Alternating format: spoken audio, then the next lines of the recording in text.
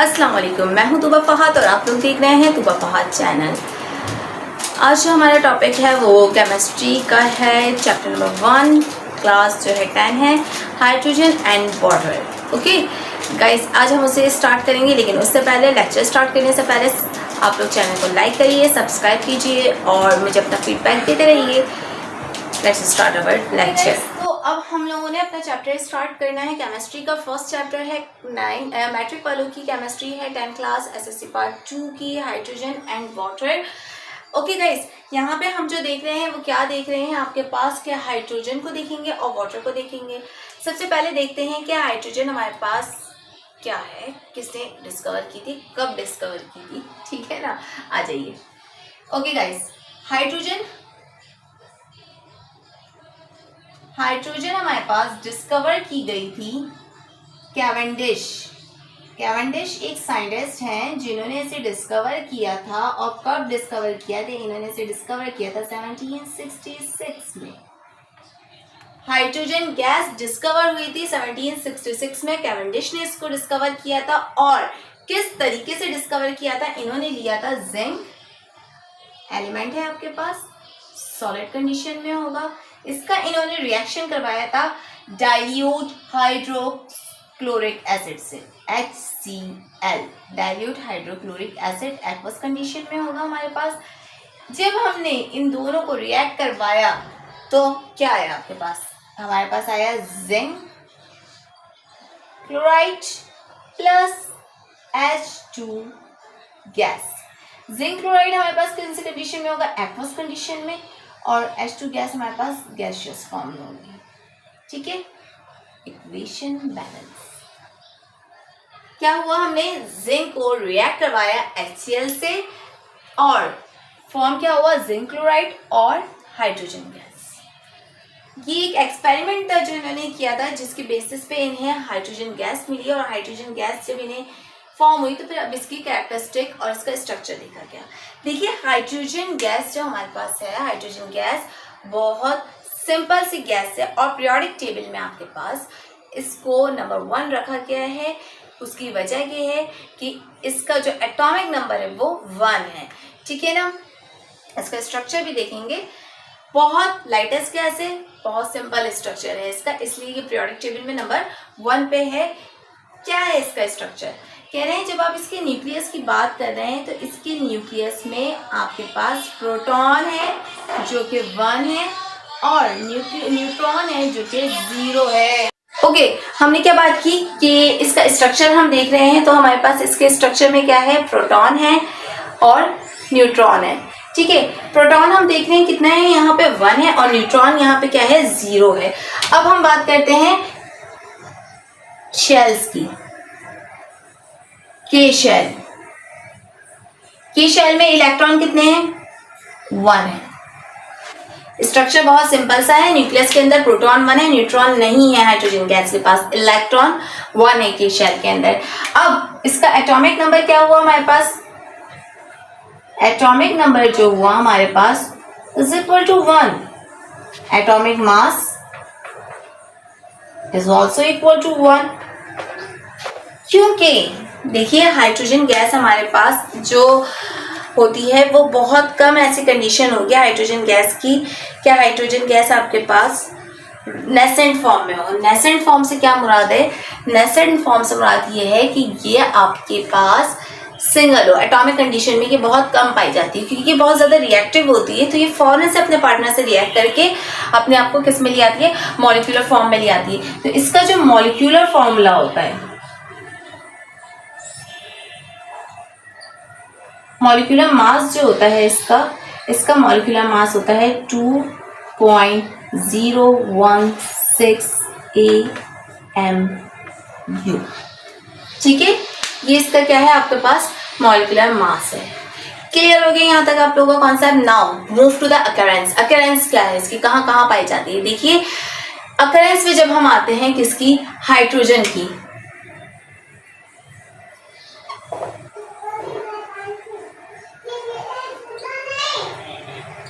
Occurrence पे जब आते हैं हाइड्रोजन की, तो हाइड्रोजन कायनात जो है हमारी यूनिवर्स जो है बहुत ज़्यादा अमाउंट में हाइड्रोजन इसके अंदर मौजूद है। It is found in the most abundant quantity in the universe.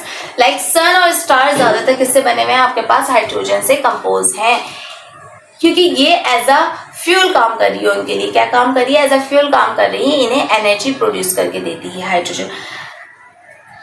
अब अर्थ पे जब बात आती है तो अर्थ के अंदर इसका नंबर कहाँ पे आ रहा है, 9 नंबर पे है। 9 नंबर पे है आपके पास हाइड्रोजन, यानी कि एक ऐसा एलिमेंट जो कि 9वें नंबर पे मौजूद है। अर्थ के अंदर हाइड्रोजन जो है आपके पास अबेंडेंट क्वांटिटी में मौजूद है। इसके अलावा अर्थ के ऊपर इसके कंपाउंड्स भी मौजूद हैं, जैसे वाटर। आपको पता है अर्थ के ऊपर वाटर एक बहुत ज़्यादा अबेंडेंट क्वांटिटी में पाया जाता है, ठीक है। तो वाटर जो है हमारे पास वो क्या है, H2O। वाटर का फॉर्मूला क्या है हमारे पास, H2O, ठीक है ना। अब यहाँ पे मैं आपको हाइड्रोजन की जो है स्प्लिट करके बताती हूँ हाइड्रोजन को, क्योंकि हाइड्रोजन एक ग्रीक वर्ड है। हाइड्रोजन कौन सी लैंग्वेज का वर्ड है, ग्रीक लैंग्वेज का वर्ड है, यानी कि हाइड्रोजिनान।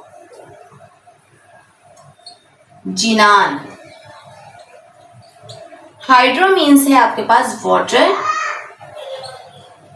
और जिनान मीन है प्रोड्यूस, यानी कि एक ऐसी गैस जो कि क्या करेगी, हमारे पास गैस को प्रोड्यूस, वाटर को प्रोड्यूस कर रही होगी। एक ऐसी गैस जो कि वाटर को क्या कर रही होगी, प्रोड्यूस कर रही होगी।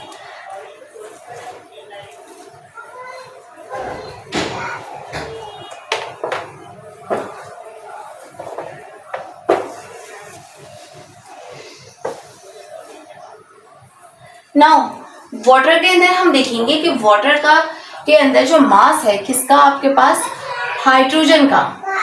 हाइड्रोजन का जो वाटर के अंदर मास है, वो वाटर के अंदर जो हाइड्रोजन का मास है वो कितना होगा, 11.11%। जबकि बाकी जो मास आएगा वो किसका होगा, ऑक्सीजन का। ऑक्सीजन कितना मास होगा वाटर के अंदर, ऑक्सीजन का 88.89%, ठीक है। हाइड्रोजन का जो मास होगा वो 11.11% है और ऑक्सीजन का मास हमारे पास 88.89% है। यहाँ पे हम ये देखते हैं, एक तो हमने वाटर की बात कर ली कि अर्थ पे हमारे पास क्या है, वाटर बहुत अबंडेंट क्वांटिटी में मौजूद है, जो कि वाटर का कंपाउंड है, हाइड्रोजन का कंपाउंड है। लेकिन इसके अलावा पेट्रोलियम कंपाउंड जितने भी होंगे आपके पास वो, और ऑर्गेनिक कंपाउंड जितने भी होंगे वो, उसके अंदर भी हाइड्रोजन मौजूद होती है। वो हाइड्रोकार्बन कंपाउंड्स कहला रहे होते हैं, पेट्रोलियम और ऑर्गेनिक कंपाउंड्स।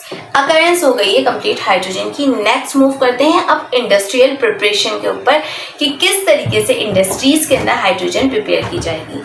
डिफरेंट मेथड है। सबसे पहला मेथड होगा by passing steam on red hot coke. आपने जलते हुए कोयलों पे से क्या करना है, वाटर को गैसियस फॉर्म में यानी कि स्टीम के फॉर्म में उसपे से पास करवाना है। कॉक का जो उस वक्त टेम्परेचर होगा वो 1000 सेंटीग्रेड होगा। हम स्टीम जो है उस रेड हॉट कॉक पे से पास करवाएंगे, जिसके नतीजे में हमारे पास कार्बन मोनो गैस यानी कार्बन मोनोऑक्साइड और हाइड्रोजन गैस होगी जो कंबाइन होगी। आइए देखते हैं। ओके गाइस, अब क्या करेंगे, हमने कहा कि हम इंडस्ट्रियल प्रिपरेशन देख रहे हैं हाइड्रोजन की।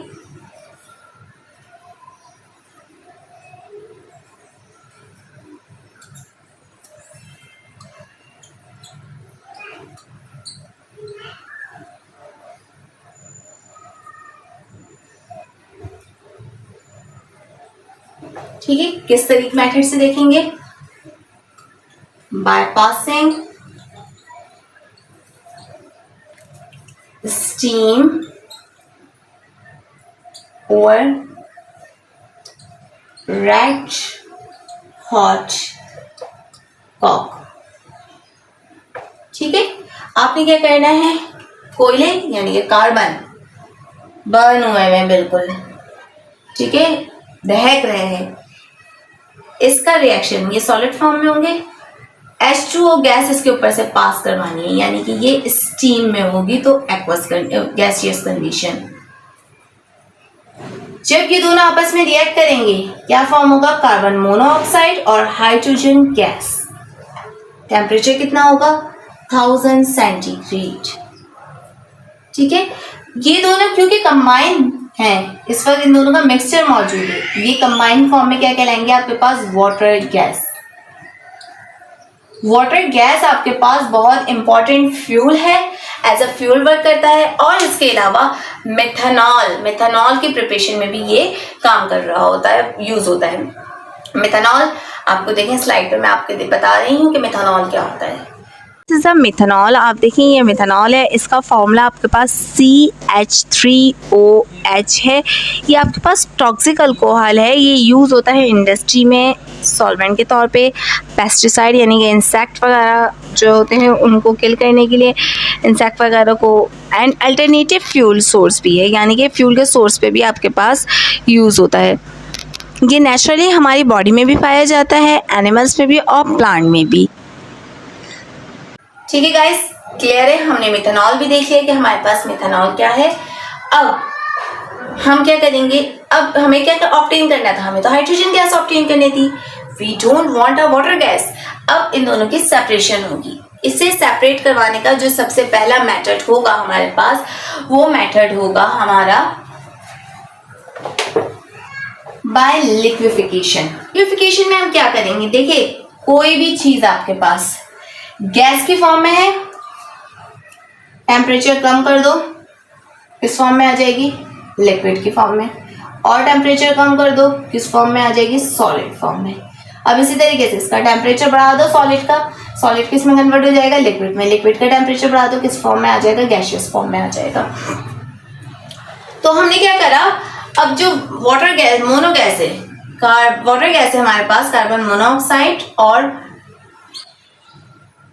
H2 वाटर गैस, इनका टेम्परेचर कूल डाउन करवा दिया। कितना करवा दिया? -200 सेंटीग्रेड। जैसे ही -200 सेंटीग्रेड इसका टेम्परेचर हुआ, ये आपके पास क्या होने लग गई? कूल डाउन होने लगी। जब ये कूल डाउन हुई और कूल डाउन होने के बाद इसने क्या करा? ये जो कार्बन मोनोऑक्साइड, अब क्या हुआ जब हमने इसका टेम्परेचर क्या करवाया आपके पास -200 सेंटीग्रेड पे करवाया, तो ये कार्बन मोनोऑक्साइड गैस क्या होने लगी आपके पास? लिक्विड फॉर्म में हो गई। और H2 गैस अभी भी आपके पास गैसियस फॉर्म में ही मौजूद रही। ये आपके पास गैसियस फॉर्म में ही रही और कार्बन मोनोऑक्साइड -200 सेंटीग्रेड पे किस में आ गई? लिक्विड फॉर्म में। लेकिन क्योंकि इसका मिक्सचर हमारे पास मौजूद है, ये अपने मिक्सचर में इसके थोड़े बहुत ट्रेसेस फिर भी रहे। तो इसको सेपरेट कराने के लिए हमने क्या करा? हमने इसको सेपरेट करवाने के लिए कि इसके ट्रेसेस यहाँ से, हमने इस गैस को रिएक्ट करवाया किससे?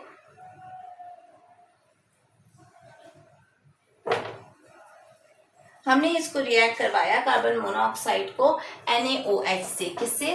कास्टिंग सोडा से। कास्टिंग सोडा से जब हमने इसके क्या करवाया? रिएक्ट करवाया। कास्टिंग सोडा का सॉल्यूशन है NaOH। किस फॉर्म में है ये आपके पास? एक्वस फॉर्म में है। हमने इसके साथ रिएक्ट करवाया, तो इसके रिएक्ट करवाने के नतीजे में आपके पास क्या फॉर्म हुआ? HCOONA।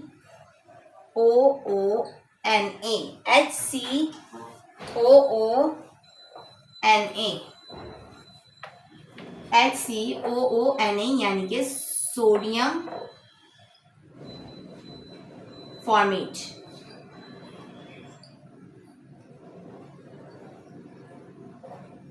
ठीक है, जब कार्बन मोनोऑक्साइड को हमने आपके पास रिएक्ट करवाया किससे? कास्टिक सोडा के सॉल्यूशन से, तो हमारे पास क्या फॉर्म हुआ? सोडियम फॉर्मेट फॉर्म हुआ और H2 गैस आपके पास, आपको प्योर H2 गैस मिल गई।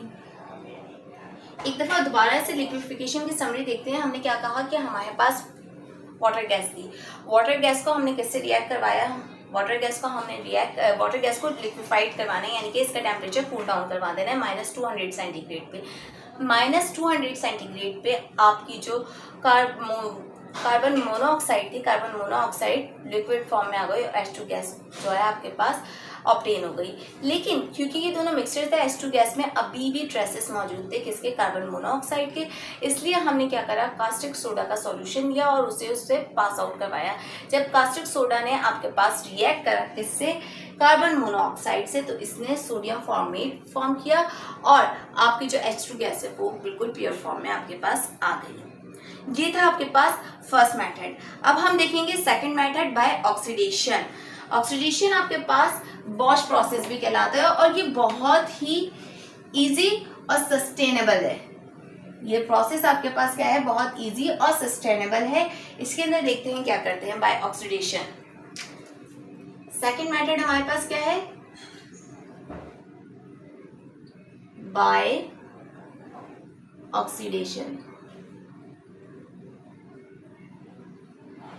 यहां पे हम क्या कह रहे हैं, ये बॉश प्रोसेस भी कहला रहा है।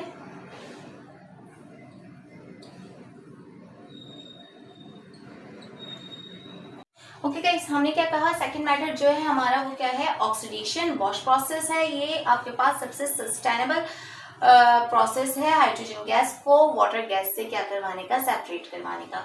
अच्छा, हम यहाँ पे क्या देख रहे हैं कि हमारे पास क्या है, वाटर गैस है CO प्लस H2, ये हमारे पास क्या है, हमारी वाटर गैस है।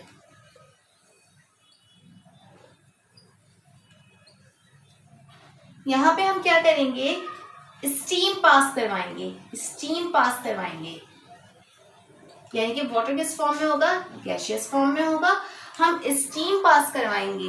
टेम्परेचर इस वक्त कितना होगा, 500 सेंटीग्रेड। टेम्परेचर कितना होगा यहाँ पे हमारे पास, 500 सेंटीग्रेड टेम्परेचर होगा। और देखिए, किसी भी केमिकल रिएक्शन को स्पीड अप करवाने के लिए कैटलिस्ट यूज होते हैं। तो हमारे पास यहाँ पे 2 कैटलिस्ट ऑप्शन में दिए हुए हैं। एक कैटलिस्ट हमारे पास है FeO यानी कि iron oxide, and the second catalyst is Cr2O3 यानी कि क्रोमियम ऑक्साइड।